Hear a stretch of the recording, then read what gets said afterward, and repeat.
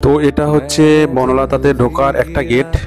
এই গেটটা দিয়ে মেইনলি আপনার গাড়ি আর বাইক বা অন্যান্য ভেহিকেলগুলোই এই গেটটা দিয়ে ঢোকানো হয়।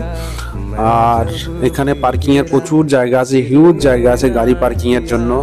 আপনি গাড়ি নিয়ে বা বড় বড় পিকআপ ভ্যান টাইপের যে টুরিং বাসগুলো হয় সেগুলো নিয়ে এলেও আপনার এখানে পার্কিং করতে কোনো অসুবিধা হবে না, এবং এখানে পার্কিং পুরোটাই ফ্রি।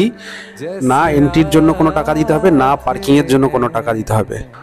তো আপনাদের আরেকটা কথা বলতে চাই যে আমি জানি এরকম একটা সুন্দর রিসর্টে সবাই একটু মন খুলে প্রাণ খুলে ঘোরার জন্যই আসেন।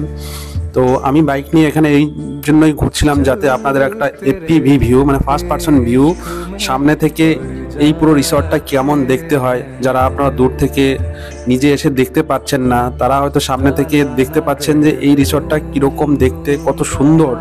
সামনে থেকে যদি এসে দেখেন তো আরও ভালো লাগবে। সেই ভিউটা দেখানোর জন্যই আমি বাইক নিয়ে ঘুরছিলাম, যাতে টাইমটা কম লাগে। হয়তো আমি হেঁটে হেঁটেও দেখাতে পারতাম, তাতে টাইমটা অনেক বেশি লাগতো, আমার ভিডিওটা অনেক বেশি লেন্দি হয়ে যেত।